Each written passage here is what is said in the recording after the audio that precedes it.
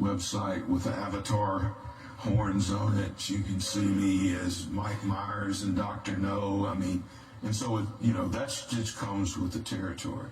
I can tell you, we make a huge effort, and it goes down from our board through our senior management team to our company to be ethical, responsible, and try to manage environmental, social issues in the right way. Some people argue that foreign governments may not have the best interest at heart of their own indigenous people. How do you manage through a foreign government to do the right thing? We have this transition in the undeveloped world that we were going through. You probably can put a pinpoint at about 1960 when colonialism started dying out. And countries were formed. Many of them ended up being ruled by authoritarian governments, dictators and so forth. And now there's this transition of those types of governments to democracies. And many places you find immature democracies. Different countries have different views about ethical issues than we do, particularly about what we call corruption here, government officials participating in business. And so our challenge is we can't go through a strategic analysis and say we want to operate in a particular country because that's a good country to operate in. We have to go find resources and go where those resources are and see if we can enter into a relationship with a host government. Virtually everywhere in the world outside the United States, governments own the resources. Here in the U.S., government owns certain resources, but private property owners own resources. And so to get the rights to operate, we have to negotiate arrangements with central governments. And then we're located, as you pointed out, often in places where they're indigenous people, and often the relationships between the central government and indigenous people are strained. And what we've learned is that while we have to adhere to the laws and the terms of our arrangements with host governments, we can't turn a blind eye to the local communities. And so we go further than our contract requirements to provide benefits to the local communities and employment, education, healthcare.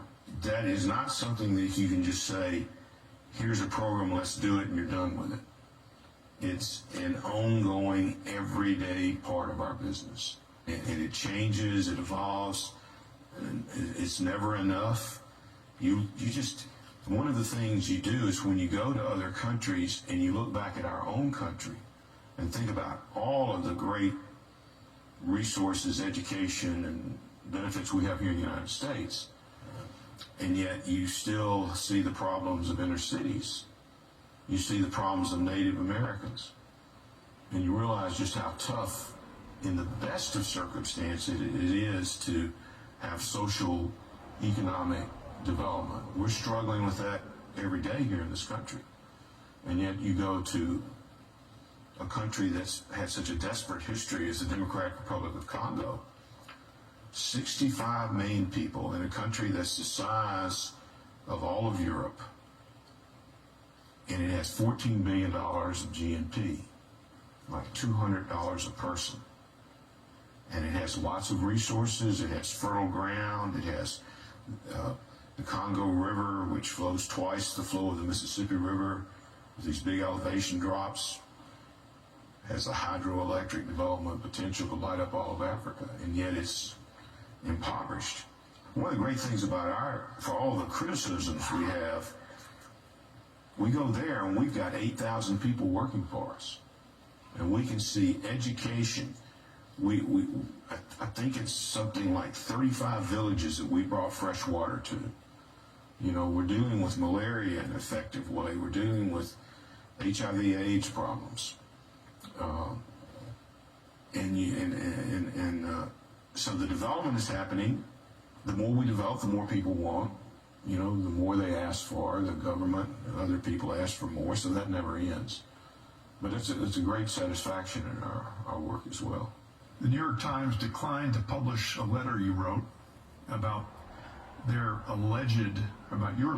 accusation that you paid local military and police officers to spy on environmental activists. And the reason they didn't report your letters, they said it was too long. So you wrote a shorter letter, but apparently they didn't print that either. Your letter said, far from causing breathtaking environmental damage, the area affected by our mine was revegetated, and the downstream estuary was a functioning biodiverse ecosystem containing abundant fish and shrimp. Now, is that too pretty a picture, or explain to us what really happens in that part of the world, and why isn't the media willing to report it? It's not too pretty a picture because it's factual, and I will tell you, I'm not at all defensive about what we've done there. But here's where we are. We're in the middle of New Guinea, the island of New Guinea. Our mine's at 13 to 14,000 feet, 5 degrees off the equator, and it rains 200 to 400 inches a year there. We're next to a glacier, which is one of the 7 peaks of mountain climbing. And then the mountains come down with a 30-degree angle to an area that's the second largest tropical rainforest in the world after the Amazon. It's an apron around the island of New Guinea. The technical challenges of mining there are very significant.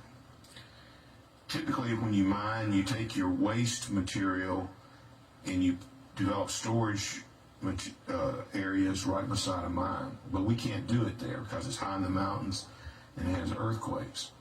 So we developed a system which was subject to an extensive environmental review and public input of using one of the rivers to transport material down into a lowlands area that we cordoned off with levees and deposit material there. The material is very benign. When we put it down there, it smothered a lot of trees, but now the restoration works. The rivers have drinking water quality. There's fish in it.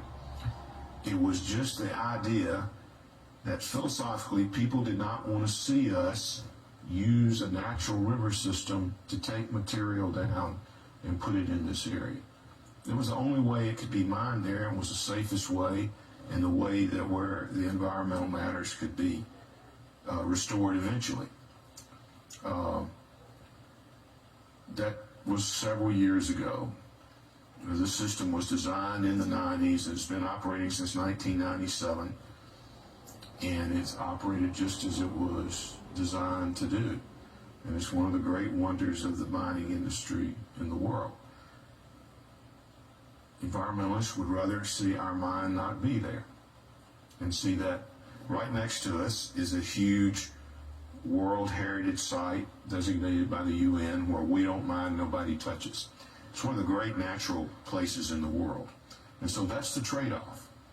Do you have a mine there which has more copper reserves at the time, still one of the top copper reserves in the world, which is necessary and really beneficial. The standard of living for the people there have grown. We've given jobs, education. The indigenous people there are very interesting people. You know, it's where Margaret Mead did her work.